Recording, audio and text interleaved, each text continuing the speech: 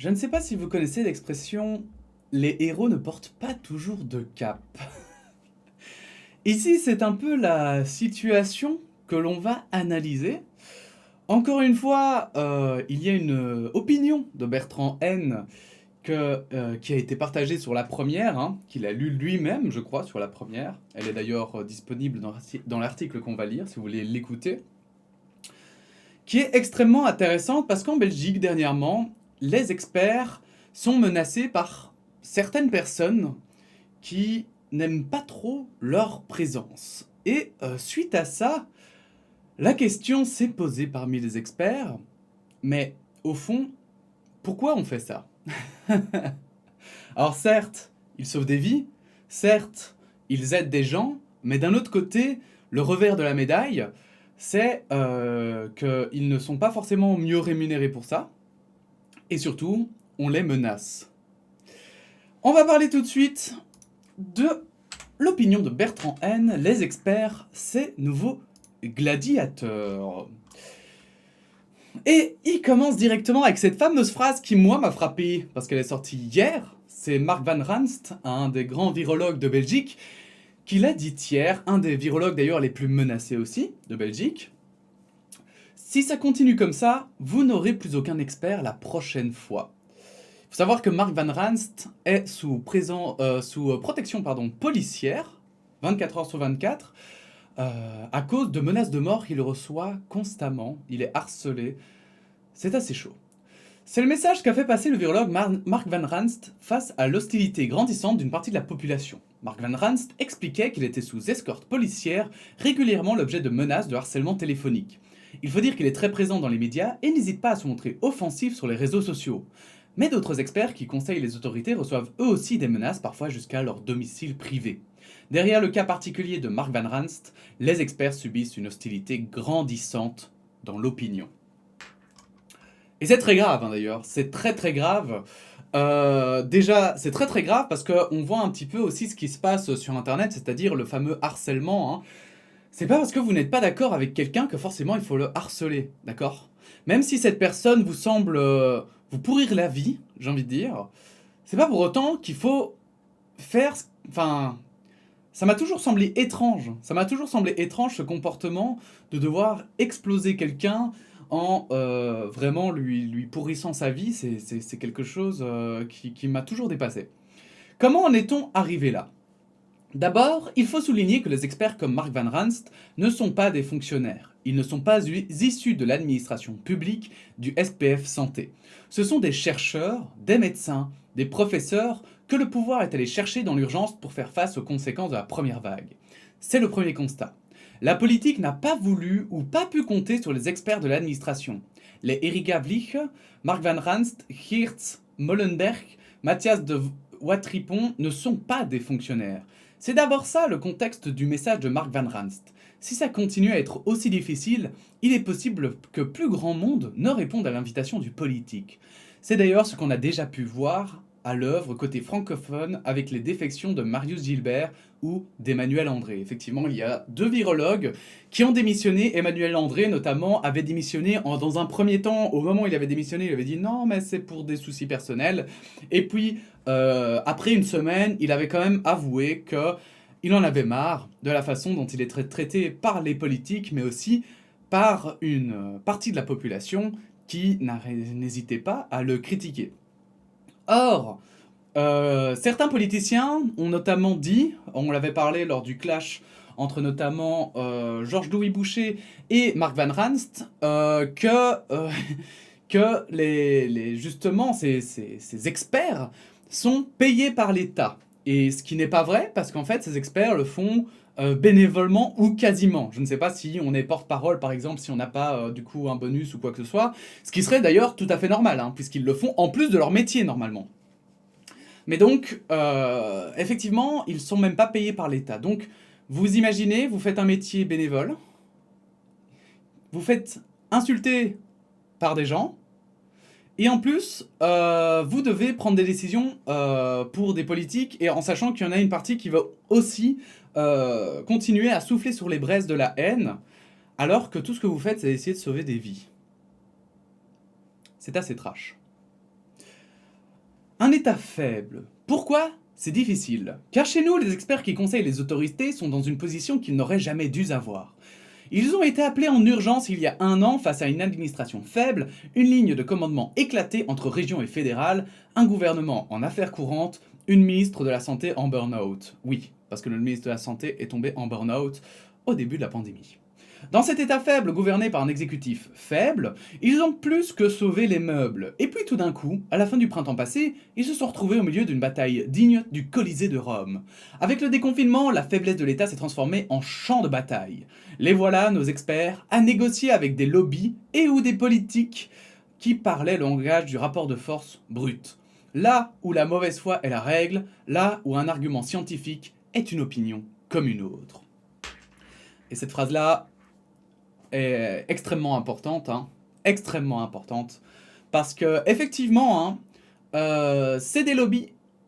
C'est des lobbies. En tout cas, le précédent groupe d'experts avait plus d'économistes, avait plus de patrons d'entreprise, entre guillemets, de représentants de patrons d'entreprise, parce que c'est pas vraiment des patrons d'entreprise, que des experts, ou même des acteurs sociaux. On en avait aussi parlé dans une autre vidéo, et surtout, il y a les fameuses politiques, ceux qui voient déjà l'après-crise et qui se disent bon, il faut tirer parti, il faut essayer de se montrer comme la résistance. Et ça, aujourd'hui, il y en a beaucoup qui le font.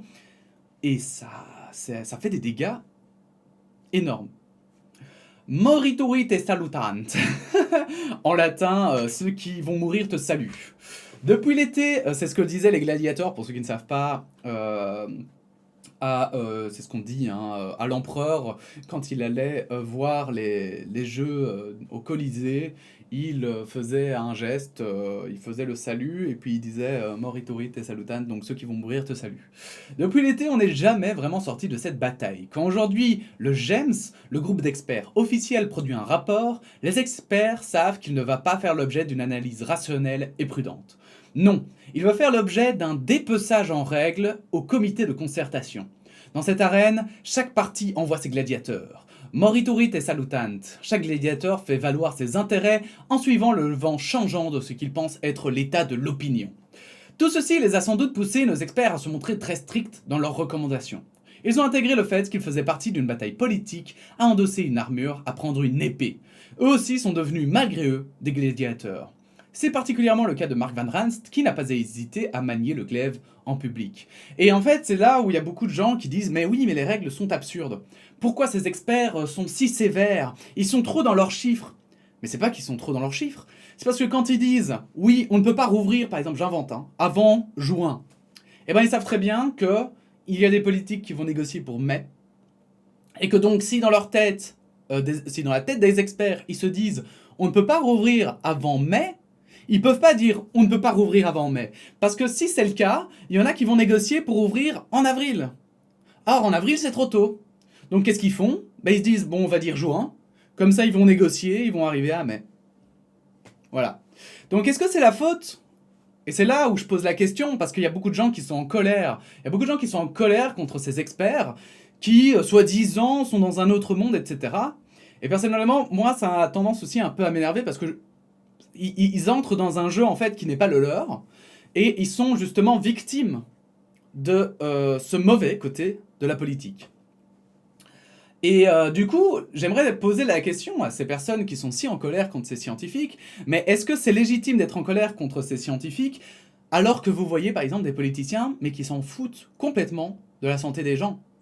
Il y en a qui sont complètement juste là pour faire le buzz, littéralement, pour tweeter le plus vite possible, pour pouvoir faire semblant qu'ils sont la résistance parce qu'ils ont l'impression et qui... Moi, je vois vraiment un jeu de manipulation là derrière. C'est vraiment pour essayer de dresser une partie de la population derrière eux, quoi. Et se dire, ah ben oui, comme ça, aux prochaines élections, ils me verront comme le sauveur.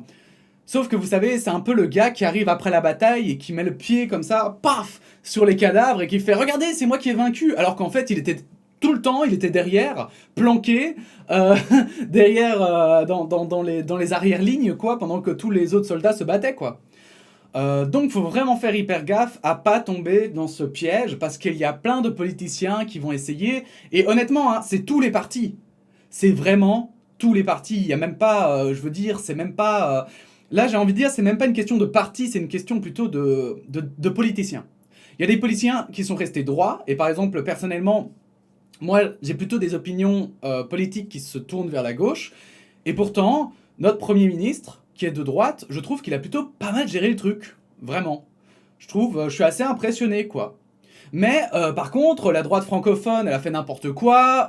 La droite néerlandophone aussi, hein, la NVA, même si on l'entend plus trop, hein, elle ose plus trop montrer sa tête depuis qu'elle a fait des conneries au début de la crise. Mais aussi écolo, donc centre-gauche, n'importe quoi. Ils sortent parfois des trucs, je suis là en mode, mais c'est la gauche ça. C'est vraiment de la centre-gauche ça. La gauche aussi, enfin bon bref, dans tous les sens, vraiment, c'est... Y a pas, là, c'est même plus un combat d'idéologie, c'est même plus un combat gauche contre droite, c'est juste un combat de ceux qui veulent essayer de profiter de la crise et ceux qui ont bien les pieds sur terre et qui ont conscience qu'on parle de vie humaine. En retour, une partie des politiques francophones, le MR en tête, donc la droite, les a dénoncés à l'opinion dès l'été passé. Regardez, ils ont des boucliers, des glaives, ils prennent notre place, ils dirigent à notre place, en oubliant bien sûr de préciser qu'ils ont sorti le glaive en premier, les forçant à descendre dans l'arène. On a observé une chose pareille dans les États-Unis de Donald Trump, où le docteur Anthony Fauci a dû lui aussi prendre le glaive face aux gladiateurs qui sévissaient à la Maison Blanche. Et là, je trouve ça très juste de pointer pour le coup le MR, parce que la NVA, ils ont fait des conneries au début, effectivement. Et puis quand ça a commencé à partir en couille, là, ils ont commencé à prendre un peu de recul et à se dire, bon, ok, on a craché sur les scientifiques, mais là, c'est la merde. Nous, on a dit qu'on n'allait pas confiner, et puis finalement, on doit tout confiner. Donc voilà, ils ont quand même pris... Ils ont respiré, il y a eu aussi les élections, hein, je crois, à la NVA qui ont un peu calmé aussi les choses du côté de la NVA dans leur, je vais dire, virage à droite qu'ils font depuis plusieurs années. Où des secrétaires du parti ont été élus alors qu'ils sont plutôt centre-droit. Voilà. Donc je pense que ça les a calmés un peu, mais là, pour le coup, le MR, et notamment effectivement son président de parti, Georges-Louis Boucher, n'ont pas arrêté de dire « Mais regardez, oh là là, ils prennent des décisions à notre place, ça va pas, ça va pas !» Mais ils ne l'ont jamais fait. Et s'ils l'ont fait, c'est parce que effectivement, notre ministre de la Santé était complètement perdu. Et si vous êtes français, votre ministre de la Santé était aussi complètement perdu. Donc les scientifiques nous ont quand même bien sauvé le cul quand on y pense. Parce que on n'est pas tombé comme dans l'Italie, où ils devaient choisir. On n'est pas tombé, enfin je veux dire en tout cas au début de la crise, hein, parce qu'on va voir après qu'aujourd'hui on est quand même dans une situation très particulière, beaucoup plus grave que ce qu'on a envie de croire. Hein. Et du coup, effectivement, enfin, il y a un moment donné le jeu politique. Il y a des politiciens qui devraient vraiment être remis à leur place. Il y a des politiciens qui vraiment devraient se poser la question, est-ce qu'ils sont là pour le bien commun ou bien est-ce qu'ils sont là pour leur petit plaisir personnel, quoi. Et je veux pas faire de procès d'intention, bien sûr, mais je pense que si ces politiciens ne le font pas, c'est à nous de le faire et à nous de se poser la question. Et notamment, comme disent toujours les sceptiques, quand il y a un discours qui nous plaît, c'est à ce moment-là qu'il faut être le plus vigilant et se poser la question, mais est-ce que ce discours est vrai ? Est-ce que quand il y a des politiciens qui parlent de déconfinement, est-ce que c'est vraiment raisonnable ? Tout le monde rêve du déconfinement, hein ? Tout le monde. Mais est-ce pour autant la meilleure solution ? Moi, par exemple, je suis totalement dans la culture, et la culture a envie de déconfiner, ce que je comprends à 100%. Moi aussi, j'ai envie que ça se déconfine. Mais en même temps, est-ce qu'on peut fermer les yeux sur la réalité du monde ?